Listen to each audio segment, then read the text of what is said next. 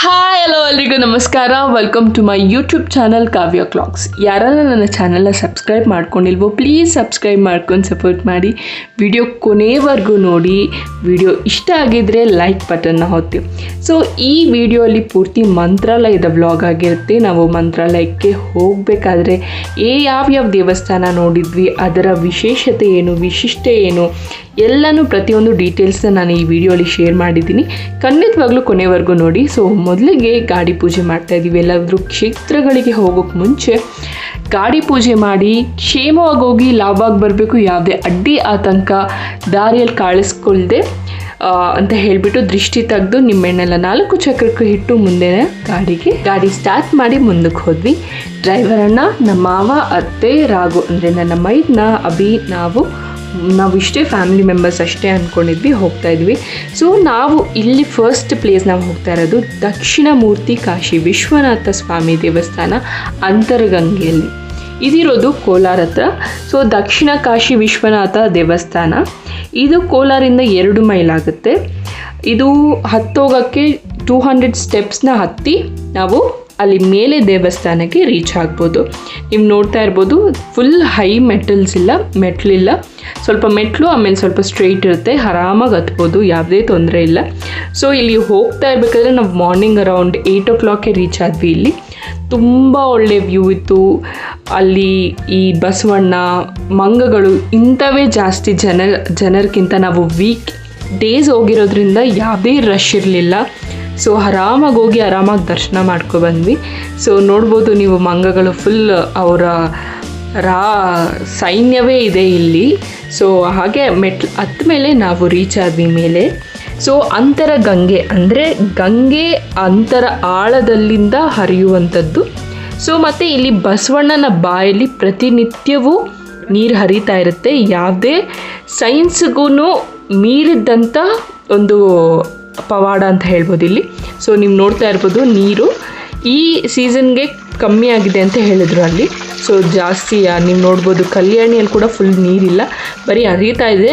So ಸ್ನಾನ ಮಾಡೋರು, ನೀರಲ್ಲಿ ನೆಂದು ಅಥವಾ ಕುಡಿಯೋದು, ಈ ನೀರನ್ನ ಕುಡಿತಾರೆ. ಈ ನೀರನ್ನ ಕುಡಿಯೋದ್ರಿಂದ ಅಥವಾ ಅದರಿಂದ ಸ್ನಾನ ಮಾಡೋದ್ರಿಂದ ತುಂಬ ಡಿಸೀಸ್ ಅಥವಾ ಕಾಯಿಲೆಗಳು, ಏನಾದರೂ ಸ್ಕಿನ್ ಡಿಸೀಸ್ ಆಗಿರ್ಬೋದು, ಯಾವುದೇ ರೀತಿ ಆಗಿರ್ಬೋದು, ಕ್ಯೂರ್ ಆಗುತ್ತೆ ಅಂತ ಹೇಳ್ತಾರೆ. ನೀವು ನೋಡ್ತಾ ಇರ್ಬೋದು, ಇಲ್ಲಿ 2 ಬಸವಣ್ಣ ಇದೆ, ಅಲ್ಲಿಂದ ನೀರು ಬರ್ತಾ ಇದೆ. ಸೊ ನಾವು ಹೋಗಿ ನೀರನ್ನ ಪ್ರೋಕ್ಷಣೆ ಮಾಡ್ಕೊಂಡ್ವಿ. ಸೊ ನೀರು ಪ್ರೋಕ್ಷಣೆ ಅಂದರೆ ಫುಲ್ ನೆಂದೋಗಿದ್ವಿ. ಅಲ್ಲಾದಮೇಲೆ ನಾವು ದೇವಸ್ಥಾನಕ್ಕೆ ಹೋದ್ವಿ. ನೋಡ್ಬೋದು ಆಲ್ರೆಡಿ ದೇವಸ್ಥಾನ ಕ್ಲೋಸ್ ಇದೆ. ಸೊ ನಾನು ಅಲ್ಲಿ ಬಸವಣ್ಣ ದೇವರಿಗೆ ನಾನೇ ಎತ್ಕೊಂಡು ಹೋಗಿದ್ದೆ. ಅರ್ಶಿನ ಕುಂಕುಮ ಹೂವೆಲ್ಲ ಇಟ್ಟು ಪೂಜೆ ಮಾಡಿಕೊಂಡೆ. ಸೊ ನೀವು ಡೋರಿಂದನೇ ಅಲ್ಲಿ ಹೋಲಲ್ಲಿ ಕಾಣಿಸುತ್ತೆ ದೇವರು. ನಾವು ದೇವ್ರನ್ನ ಅಲ್ಲಿಂದನೇ ದರ್ಶನ ಮಾಡ್ಕೊಂಡ್ವಿ. ಹಾಗೆ ಪಕ್ಕದಲ್ಲಿ ಈ ಥರ ದೊಡ್ಡ ಲಿಂಗಗಳಿದೆ, ಅಲ್ಲಿ ನಮಸ್ಕಾರ ಹಾಕ್ಕೊಂಡು ಬಂದಿದ್ದಾಯಿತು. ನಾವು ಅಲ್ಲಿ ದರ್ಶನ ಮಾಡಿ, ನಾನು, ಅಭಿ ಹಾಗೂ ರಾಘು, ಯಾಕಂದರೆ ನಮ್ಮ ಅತ್ತೆ ಮಾವಾಗೆ ಮೇಲೆ ಹತ್ತಕ್ಕಾಗೆಲ್ಲ ಸ್ಟೆಪ್ಸ್ ಅಂತ ಹೇಳಿ ಅವರು ಕೆಳಗೆ ಪಾರ್ಕಿಂಗಲ್ಲೇ ಇದ್ದರು.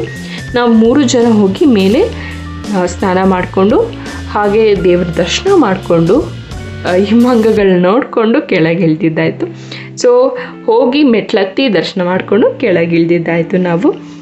ನಾವು ನೆಕ್ಸ್ಟ್ ಪ್ಲೇಸ್ಗೆ ಹೋಗೋಕ್ಕೆ ಡಿಸೈಡ್ ಆದ್ವಿ. ನೆಕ್ಸ್ಟ್ ಪ್ಲೇಸ್ ನಾವು ಹೋಗ್ತಾ ಇದ್ದಿದ್ದು ಬಂದು, ಇನ್ನು ಆಲ್ರೆಡಿ 8 o'clock ಆಗಿತ್ತು, ಕೆಳಗಡೆ ಬಸ್ಟಲ್ಲಿ 10 ಆಗಿತ್ತು. ನಾವು ಬ್ರೇಕ್ಫಾಸ್ಟ್ ಟೈಮ್ ಆಗಿತ್ತು. ಶಿವ ಹೋಟೆಲ್ ಅಂತ ಇದು ಕೋಲಾರ ಹೈವೇಯಲ್ಲಿ. ಇಲ್ಲಿ ಇಡ್ಲಿ, ಪಲಾವ್ ಈ ಥರದ್ದು ಐಟಮ್ ಎಲ್ಲ ಬ್ರೇಕ್ಫಾಸ್ಟ್ ತಿನ್ಕೊಂಡು ನಾವು ಹಾಗೆ ಆನ್ ದ ವೇ, ನಿಮಗೆ ಗೊತ್ತಲ್ಲ ಮಂತ್ರಾಲಯ ಅಂದರೆ ಲಾಂಗ್ ಜರ್ನಿ ಇದೆ ನಮ್ಮೂರಿಂದ. ಸೊ ಬ್ಯಾಂಗ್ಳೂರಿಂದ ಎಷ್ಟಾಗುತ್ತೋ ನಮ್ಮೂರಿಂದನೂ ಅಷ್ಟೇ ಆಗುತ್ತೆ. ಲಂಚ್ ಮುಗಿಸ್ಕೊಂಡು ಆನ್ ದ ವೇ ಬಿಸಿಗೆ ವಾಟರ್ ಮೆಲನ್ ತಿನ್ಕೊಂಡು ರೂಮ್ ಬುಕ್ಕಿಂಗ್ಗೆ ಹೋದ್ವಿ ನೆಕ್ಸ್ಟ್. ಸೊ ರೂಮ್ ಬುಕ್ ಮಾಡಿಬಿಟ್ಟು ನಮ್ಮ ಮಾವ ರೂಮಲ್ಲೇ ಇದ್ದರು. ನೆಕ್ಸ್ಟ್ ನಾವು ರೂಮಲ್ಲಿ ಬ್ಯಾಗ್ಸ್ ಎಲ್ಲ ಇಟ್ಬಿಟ್ಟು ನಾವು ನೆಕ್ಸ್ಟ್ ಪ್ಲೇಸ್ಗೆ ಹೋಗಿದ್ದಿದ್ದು ಬಂದು ನಾವು ಪಂಚಮುಖಿ ಆಂಜನೇಯ ಸ್ವಾಮಿ ಟೆಂಪಲ್. ಸೊ ಇದು ಕೂಡ ಅಷ್ಟೇ ಮಂತ್ರಾಲಯದಿಂದ 20 ಕಿಲೋಮೀಟರ್ಗಳಿದೆ. ಸೊ ಇದು ಕರ್ನಾಟಕದಲ್ಲಿದೆ. ನೀವು ಪಂಚಮುಖಿ ಆಂಜನೇಯ ಮತ್ತು ಇನ್ನೊಂದು ಪ್ಲೇಸ್ ಇದೆ, ಅದನ್ನು ತೋರಿಸ್ತೀನಿ. ಈ 2 ಪ್ಲೇಸ್ಗಳಿಗೆ ಮಂತ್ರಾಲಯಕ್ಕೆ ಹೋಗೋಕ್ಕೆ ಮುಂಚೆ ಹೋಗ್ಬೋದು. ಸೊ ಇಲ್ಲಿ ಏನಂದರೆ ರಾಘವೇಂದ್ರ ಸ್ವಾಮಿಗಳು ಧ್ಯಾನ ಮಾಡ್ತಾಯಿದ್ರು 12 ವರ್ಷ ಎಲ್ಲಿ ಮಂತ್ರಾಲಯಕ್ಕೆ ಹೋಗೋಕ್ಕೆ ಮುಂಚೆ. ನೀವು ನೋಡ್ಬೋದು ಆಂಜನೇಯನ ಪಾದಗಳು ಅಂತ ಹೇಳಿಬಿಟ್ಟು ಅಲ್ಲಿದೆ. ಇಲ್ಲಿ ಕೂಡ ಮಂಗಗಳ ಆರ್ಭಾಟವೇ.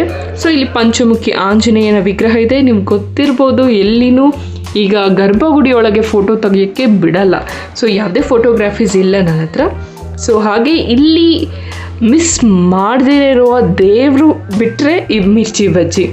ಸೊ ಅಮೇಝಿಂಗ್ ಆಗಿರುತ್ತೆ ಮಿರ್ಚಿ ಬಜ್ಜಿ ಮಾತ್ರ. ಇಲ್ಲಿ ನಾವು ಯಾವಾಗ ಬಂದ್ರೂ ಇಲ್ಲೇ ಮಿರ್ಚಿ ಬಜ್ಜಿ, ಗೋಲಿ ಸೋಡಾ ಹಾಗೂ ಮಂಡಕ್ಕಿ ಅಷ್ಟೂ ಚೆನ್ನಾಗಿರುತ್ತೆ. ಯಾವಾಗೂ ಬ್ಯುಸಿ ಇರುತ್ತೆ, ವೀಕೆಂಡ್ ವೀಕ್ ಡೇಸ್ ಯಾವುದಾದ್ರೂ ಆಗಲಿ ಪ್ರತಿಯೊಬ್ಬ ಭಕ್ತಾದಿಗಳು ಇಲ್ಲಿ ಬಂದು ತಿಂದು ಹೋಗ್ತಾರೆ.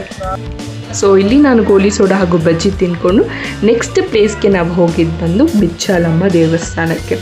ಇದು ಕೂಡ ಅಷ್ಟೇ 20 ಕಿಲೋಮೀಟರ್ ಇದೆ ಮಂತ್ರಾಲಯದಿಂದ.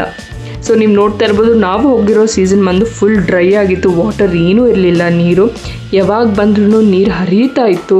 ಅಂಥದ್ದು ಇವಾಗ ನೀರು ಫುಲ್ ಡ್ರೈ ಆಗಿಬಿಟ್ಟಿತ್ತು. ಇಲ್ಲಿ ಅವರು ಮೆಡಿಟೇಟ್ ಮಾಡ್ತಾಯಿದ್ರು 12 ವರ್ಷಗಳ ಕಾಲ. ಇಲ್ಲಿ ಮೆಡಿಟೇಟ್ ಮಾಡಿದಾಗ ಅದನ್ನು ಜಪದ ಕಟ್ಟೆ ಅಂತ ಹೇಳ್ತಾರೆ. ಸೊ ಅಲ್ಲಿ ಕೂಡ ಹೋಗಿದ್ವಿ. ಆಮೇಲೆ ಇಲ್ಲಿ ಬಿಚ್ಚಾಲಮ್ಮ ದೇವಸ್ಥಾನ ಅಲ್ಲೂ ನೋಡಿಕೊಂಡು ನಾವು ಅಪ್ಪಣ್ಣಾಚಾರ್ಯರ ಮನೆಗೆ ಹೋದ್ವಿ. ರಾಘವೇಂದ್ರ ಸ್ವಾಮಿಗಳು ಬಿಚ್ಚಾಲೆಯಲ್ಲಿ 12 ವರ್ಷಗಳ ಕಾಲ ಇದ್ದರು. ಆವಾಗ ಇಲ್ಲಿ ಅಪ್ಪಣ್ಣಾಚಾರ್ಯರ ಮನೆಯಲ್ಲಿ ಉಳ್ಕೊಂಡಿದ್ರು ಅವರು. ನೀವು ನೋಡ್ತಾ ಇರ್ಬೋದು ಅವ್ರು ಮಲಗಿದಂಥ ಜಾಗ ಹಾಗೂ ಅವರು ಆರಾಧಿಸಿದಂಥ ದೇವರುಗಳನ್ನು ಇವಾಗಲೂ ಇಟ್ಟು ಪೂಜಿಸ್ತಾರೆ. ಹಾಗೂ ಅವರು ಬೃಂದಾವನಕ್ಕೆ ಹೋಗಬೇಕು ಅಂತ ಡಿಸೈಡ್ ಮಾಡಿದಂಥ ಜಾಗನೂ ಹೌದು. ಸೊ ಇಲ್ಲಿ ಈ ಬಿಚ್ಚಾಲಮ್ಮ ಹಾಗೂ ಈ ಅಪ್ಪಣ್ಣಾಚಾರ್ಯರ ಮನೆ ಸ್ವಲ್ಪ ಹತ್ತಿರದಲ್ಲೇ ಇದೆ, walkable distance. So Tungabhadra river ಅಂತೂ ಫುಲ್ ಡ್ರೈ ಆಗಿತ್ತು. ಸೊ ನೆಕ್ಸ್ಟ್ ನಾವು ಹೋಗೋಷ್ಟರಲ್ಲಿ ಸಾಯಂಕಾಲ ಆಗಿಬಿಟ್ಟಿತ್ತು. ಸೊ ಅನ್ನಪ್ರಸಾದಕ್ಕೆ ಹೋಗಬೇಕು ಅಂತ ಹೇಳಿ ಡಿಸೈಡ್ ಆದ್ವಿ. ಸೊ 7:30 ಅರೌಂಡ್ 8:30ವರೆಗೂ ಇರುತ್ತೆ ಇಲ್ಲಿ. ಸೊ ಹೋಗಿ ನಾವು ತಿನ್ನೋಣ, ಬಿಕಾಸ್ ನೆಕ್ಸ್ಟ್ ಡೇ ಬೆಳಗ್ಗೆ ದರ್ಶನ ಆಗಿರೋದ್ರಿಂದ ಬೆಳಗ್ಗೆ ನಮಗೆ ಸಿಗಲ್ಲ, ನೈಟ್ ಆದರೂ ಮಾಡ್ಕೊಳ್ಳೋಣ ಅಂತ ಹೇಳಿ ನೈಟ್ ಅನ್ನಪ್ರಸಾದಕ್ಕೆ ಹೋಗಿದ್ವಿ. ಸೊ ಇಲ್ಲಿ ಬಿಸಿಬೇಳೆಭಾತ್ ಹಾಗೂ ಮೊಸರನ್ನ ಹಾಕಿದ್ರು. ಹಾಗೆ ಅಲ್ಲಿ ತಿಂದು ಮುಗಿಸ್ಕೊಂಡು ನಾವು ಸ್ವಲ್ಪ ಶಾಪಿಂಗ್ ಹೋಗಿದ್ವಿ. ಬಳೆ ಕಲೆಕ್ಷನ್ಸ್ ಚೆನ್ನಾಗಿರುತ್ತೆ. ಡೇ ಮಂತ್ರಾಲಯದಲ್ಲೇ ರೂಮಲ್ಲೇ ನಾವು ಫ್ರೆಶ್ ಅಪ್ ಆದ್ವಿ, ಬಿಕಾಸ್ ತುಂಗಭದ್ರಾ ಫುಲ್ ಡ್ರೈ ಆಗಿತ್ತು ರಿವರು. ಹಾಗೂ ಅಲ್ಲಿ ಡ್ರೆಸ್ ಚೇಂಜ್ ಮಾಡ್ಕೊಳ್ಳೋಕ್ಕೆ ಯಾವುದೇ ಒಂದು ಫೆಸಿಲಿಟಿ ಅವ್ರನ್ನ ಯಾವ ದೇವಸ್ಥಾನದವ್ರು ಎಲ್ಲೂ ಇಟ್ಟಿಲ್ಲ, ರೂಮ್ಸ್ ಆಗಿರ್ಬೋದು ವುಮೆನ್ಸ್ಗೆ. ಸೊ ನಾವು ಫ್ರೆಶ್ ಅಪ್ ಆಗಿ ನಮ್ಮ ಅಭಿ, ರಾಘು ಅಂದರೆ ಮೈದ್ನ ಹಾಗೂ ನಮ್ಮ ಮಾವ ಆಲ್ರೆಡಿ ರಿವರ್ ಹತ್ರ ಇದ್ದಾರೆ, ತುಂಗಭದ್ರಾ ರಿವರ್ ಹತ್ರ. ನಾನು ನಮ್ಮ ಅತ್ತೆ ರೆಡಿಯಾಗಿ ಆಟೋಲ್ಲಿ ಮಂತ್ರಾಲಯದ ರಿವರ್ಗೆ ಅಂದರೆ ತುಂಗಭದ್ರಾ ನದಿ ಹತ್ರ ಹೋದ್ವಿ. ಅವ್ರು ಆಲ್ರೆಡಿ ಕೂದಲು ಕೊಡಬೇಕಿತ್ತು ನಮ್ಮ ಮಾವ. ಸೊ ಅವರೆಲ್ಲ ಕೂದಲು ಕೊಟ್ಟು ಅಲ್ಲಿ ಸ್ನಾನ ಮಾಡಿಕೊಂಡು ರೆಡಿಯಾಗಿದ್ದರು. ಸೊ ನಾವೂ ಅಲ್ಲೇ ದೇವಸ್ಥಾನಕ್ಕೆ ಹೋಗಿ ನಾವು ಮಂತ್ರಾಲಯದ ದೇವಸ್ಥಾನ, ರಾಘವೇಂದ್ರ ಸ್ವಾಮಿ ಹಾಗೂ ಮಂಚಾಲಮ್ಮ ದೇವಿ. ಸೊ ಆ್ಯಕ್ಚುಲಿ ಏನಪ್ಪ ಅಂದರೆ ಅಭಿಯವರು ಪ್ರತಿ ಸತಿ ಬಂದಾಗೂ ಹುರುಳು ಸೇವೆ ಮಾಡ್ತಾರೆ. ಅವರು ಬೇಡ್ಕೊಬಿಟ್ಟಿದ್ದಾರೆ, ಈ ರಶ್ ನೋಡಿ ಮಾಡೋದಾ ಬೇಡವಾ ಅಂತ ಯೋಚನೆ ಆಗಿತ್ತು. ದೇವ್ರ ಮೇಲೆ ಭಾರ ಹಾಕಿ ಮಾಡೇ ಬಿಡೋಣ ಅಂತ ಹೇಳಿ ಮಾಡ್ತಾಯಿದ್ರು. ಸೊ ಒಂದು ರೌಂಡ್ ಬಂದರು ಹುರುಳು ಸೇವೆ ಮಾಡಿಕೊಂಡು. ಒಂದು ರೌಂಡ್ ಬಂದಾದಮೇಲೆ ಅವ್ರು ಕೂಡ ರೆಡಿ ಆಗ್ತಾಯಿದ್ರು. ಸೊ ರೆಡಿ ಆದಮೇಲೆ ನಾವು ಮರೀದಿರೋ ಹೋಗಬೇಕಾಗಿರುವಂಥ ದೇವಸ್ಥಾನ ಬಂದು ಮಂಚಾಲಮ್ಮ ದೇವಿ. ರಾಘವೇಂದ್ರ ಸ್ವಾಮಿಗಳನ್ನು ದರ್ಶನ ಮಾಡೋಕ್ಕೂ ಮುಂಚೆ ಮಂಚಾಲಮ್ಮ ದೇವಿನ ತಪ್ಪದೇ ದರ್ಶನ ಮಾಡಬೇಕು. ಸೊ ಇದು ಅಲ್ಲಿನ ಏನು ಸಂಪ್ರದಾಯ ಅಂತ ಹೇಳ್ಬೋದು. ಸೊ ಮಂಚಾಲಮ್ಮ ದೇವಿ ಫಸ್ಟು ಇಲ್ಲಿ ಮಂಚಾಲಿ ಅಂತ ಆಗಿತ್ತು ಈ ಮಂತ್ರಾಲಯ. ಸೊ ಈ ಮಂಚಾಲಿ ಅನ್ನೋ ಗ್ರಾಮಕ್ಕೆ ಗ್ರಾಮ ದೇವತೆ ಬಂದು ಮಂಚಾಲಮ್ಮ ದೇವಿ. ಸೊ ರಾಘವೇಂದ್ರ ಸ್ವಾಮಿಗಳು ಈ ಮಂತ್ರಾಲಯದಲ್ಲಿ ಮಂಚಾಲಿ ಅನ್ನೋ ಗ್ರಾಮದಲ್ಲಿ ಈ ಬೃಂದಾವನಕ್ಕೆ ಸೇರ್ಕೋಬೇಕು ಅಂತ ಯಾವಾಗ ಡಿಸೈಡ್ ಮಾಡಿದ್ರು. ಸೊ ರಾಘವೇಂದ್ರ ಸ್ವಾಮಿಗಳು ತಪಸ್ಸನ್ನು ಮಾಡಿ ಮಂಚಾಲಮ್ಮ ದೇವಿಯನ್ನು ಬೃಂದಾವನಕ್ಕೆ ಹೋಗಬೇಕು, ಈ ಬೃಂದಾವನದಲ್ಲಿ ಈ ಜಾಗದಲ್ಲಿ ಸೇರ್ಕೊತೀನಿ ಅಂತ ಹೇಳಿದಾಗ ದೇವಿ ಬಂದುಬಿಟ್ಟು ಈ ನಿಮ್ಮನ್ನ ನೋಡೋಕ್ಕೆ ಬಂದಾಗ ಜನ ನನ್ನನ್ನು ನೋಡ್ದಿರಾ, ಸೊ ನನ್ನನ್ನು ಮರ್ತೋಗ್ತಾರೆ ಜನಗಳು ಅಂತ ಹೇಳಿದಾಗ ರಾಘವೇಂದ್ರ ಸ್ವಾಮಿಗಳು ಪ್ರತಿಯೊಬ್ಬ ಜನರು ಮಂಚಾಲಮ್ಮ ದೇವಿಯ ದರ್ಶನ ಮಾಡಿ ಆಮೇಲೆ ರಾಘವೇಂದ್ರ ಸ್ವಾಮಿಗಳನ್ನು ದರ್ಶನ ಮಾಡಿಕೊಂಡ್ರೆ ಮಾತ್ರ ಅವರ ಏನಂತಾರೆ ಬೇಡ್ಕೊಂಡಿರೋದು ಆಗುತ್ತೆ, ನೆರವೇರುತ್ತೆ ಅನ್ನೋದು. ಸೊ ಈ ರಶಲ್ಲಿ ಕೂಡ ನಾವು ಎರಡೂ ಕಡೆ ನೋಡಿಕೊಂಡು ಆಮೇಲೆ ದೇವರ ದರ್ಶನ ಮಾಡಿ ಅಕ್ಷತೆ ಕಾಳು ತೀರ್ಥವನ್ನು ತಗೊಂಡು ನಮ್ಮ ಟೋಕನ್ಗೆ 2 ಪ್ರಸಾದ, ರಾಘವೇಂದ್ರ ಸ್ವಾಮಿಗಳ ಮೂರ್ತಿ ಹಾಗೂ ಶಲ್ಯ ಕೊಟ್ಟರು. ಸೊ ಅಲ್ಲಿನ ತಗೊಂಡು ಸೊ ಆಮೇಲೆ ನಾವು ಒಂದು ವಿಡಿಯೋ ಕೇಳ್ತಾನೆ ಇದ್ದೆ, ಅಭಿನ ಇನ್ಸ್ಟಾಗ್ರಾಮ್ ವಿಡಿಯೋ ಮಾಡಬೇಕು, ಒಂದು ವಿಡಿಯೋ ತೆಗಿ ಅಂತ ಹೇಳ್ಬಿಟ್ಟು ಫೈನಲಿ ರಾಘು ನನ್ನ ವಿಡಿಯೋ ತೆಗ್ದಿದ್ದಾಯಿತು. ಸೊ ಅಲ್ಲಿನ ರೂಮ್ನ ಕೂಡ ಚೆಕ್ಔಟ್ ಮಾಡಿಕೊಂಡು ನಾವು ಮುಂದಿನ ಪಯಣವನ್ನು ಸಾಗಿಸಿದ್ವಿ. ಇನ್ನು ಯಾವುದೇ ದೇವಸ್ಥಾನ ಇಲ್ಲ, ಲಾಸ್ಟ್ ನಾವು ಮಂತ್ರಾಲಯಕ್ಕೆ ಹೋಗಿದ್ದು.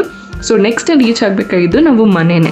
So on the way lunch ಕೊಡೋಕ್ಕೆ ಟೈಮ್ ಆಗಿತ್ತು. ಸೊ ಲಂಚ್ನ ಮಾಡಿಕೊಂಡು ನಾವು ಅಲ್ಲಿಂದ ನಮ್ಮ ಮನೆ 5 hours ಜರ್ನಿ ಇತ್ತು. ಸೊ ಟ್ರಾವೆಲ್ ಮಾಡಿಕೊಂಡು ಸೊ ಮಂತ್ರಾಲಯಕ್ಕೆ ಬಂದರೆ ಪಕ್ಕ 8 hours ಟ್ರಾವೆಲ್ ಮಾಡಲೇಬೇಕು. So up and down 16 to 17 hours ಆಗುತ್ತೆ.